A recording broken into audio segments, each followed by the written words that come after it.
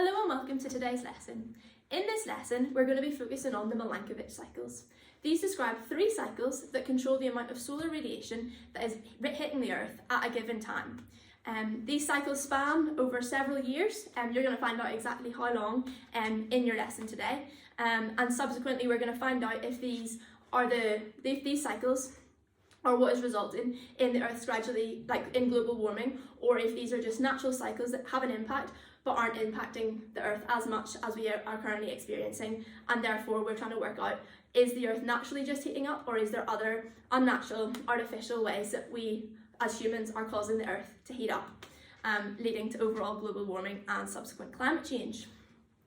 The first of these Milankovitch cycles that we're going to look at today is known as the eccentricity. This refers to how elliptic the Earth's orbit is. As the Earth orbits around the Sun, if this is the Sun and this is the Earth, it doesn't orbit in a completely spherical way.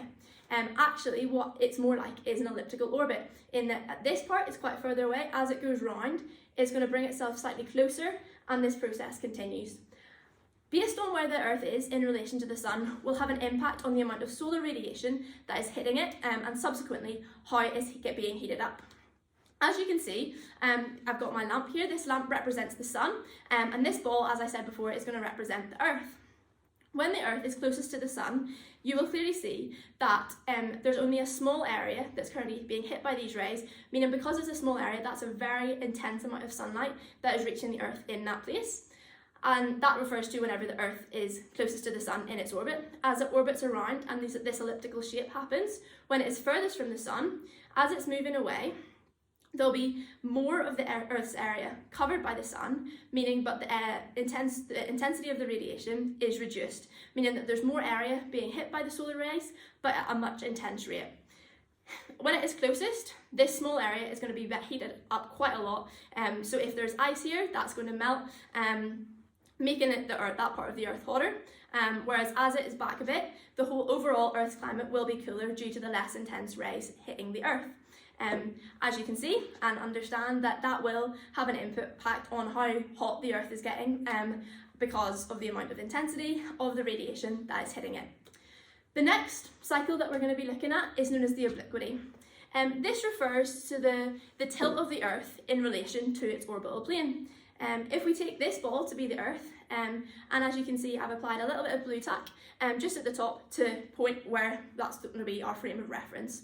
The Earth is naturally tilted at about 23.5 degrees on its axis, meaning it's not perfectly directly like this, it's slightly tilted. However, the obliquity cycle controls how tilted this is. So it's currently at 23.5 degrees, but this can vary between 21 and 24, which doesn't sound like a lot, but in relation to the Earth and the solar system, this makes quite a big difference. When the Earth is more tilted on its axis, this means that there's more solar radiation hitting the northern hemisphere, which has a result on the impact on our seasons. So you yourself have experienced the results of obliquity.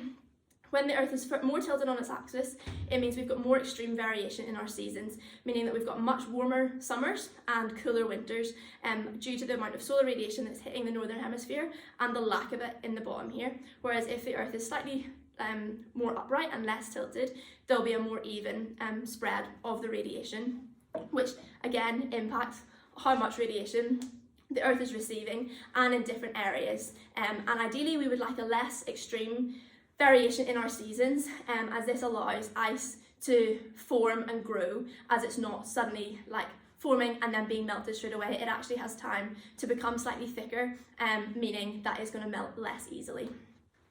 The final Milankovitch cycle that we're going to be looking at is known as axial precession.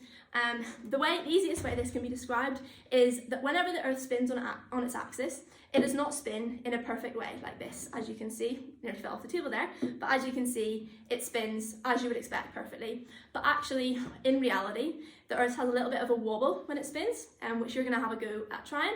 By simply just placing some blue tack on the ball, you'll see that it actually wobbles slightly. So let's have a go.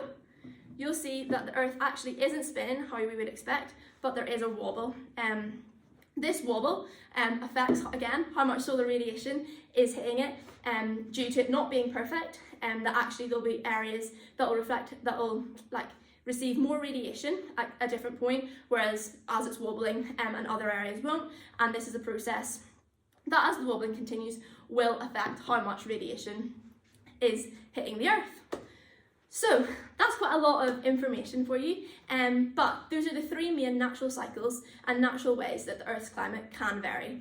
What you're going to do, you're going to look at the data that you've been given and try and predict how long these different cycles last, and therefore, are they the reason why the Earth is heating up? Have we just hit a point in these cycles where they've all aligned and therefore we're experiencing the most extreme version of each of these cycles? Or is this actually not fitting the trend of data that we're currently experiencing, and therefore we need to consider some artificial means that the Earth may be heating up? So have a go at that activity and then come back to me for some of the answers. Welcome back. As you've worked out, you probably have seen that these cycles span over thousands of years. The eccentricity is a cycle that spans over 100,000 years. The obliquity spans 41,000 years, and the axial precession spans 26,000 years, which is a long time. And actually, as you've seen on the climate data, our Earth is heating up much faster than any of these cycles suggest, meaning that there are probably some other methods and means of the Earth's heating up. Have a go at thinking about what possibly some of these things could be. For example, what causes the Earth to heat up? Why are we experiencing more trapped heat? Why is, if we aren't any closer to the sun and we aren't any more tilted towards the sun, what is causing this heat to be trapped? And therefore, what can we do to reduce this? Your teacher is going to have some great ideas. So have a discussion with the people beside you and as a class, and figure out what some of these methods are that are causing the Earth to heat up so quickly and so rapidly, and how we can reduce this, because we don't want the Earth to be heating up at the rate that it is, because it's having detrimental effects on things such as ice melt and oceans and currents and everything like that, and we want to protect the Earth for as long as possible. So have a discussion around some of these aspects and what we can do to improve the Earth and bring it back to it simply being impacted by the natural cycles such as the Milankovitch cycles that we have discussed today. Thank you so much for listening. I hope you have a wonderful rest of your day, and enjoy figuring out how we can help to save the planet together. Thank you so much. Goodbye.